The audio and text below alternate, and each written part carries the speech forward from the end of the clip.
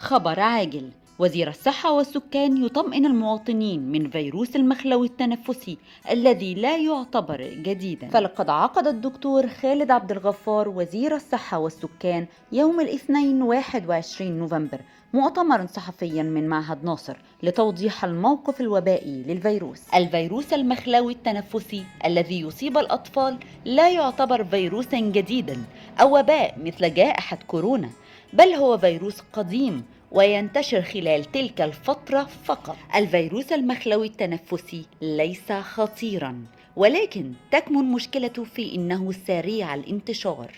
ينتمي هذا الفيروس لعائلة الفيروسات التنفسية التي تصيب الجهاز العلوي والسفلي.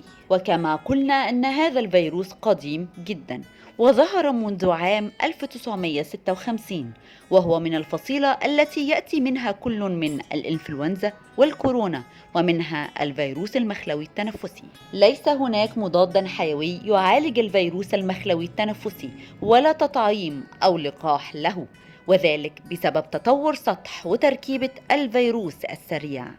الأطفال هم الفئة الأكثر تضرراً من تحت سن عامين. لاحظت وزارة الصحة انتشاراً عالياً للفيروس بين الأطفال، وأعراضه بفضل الله بسيطة.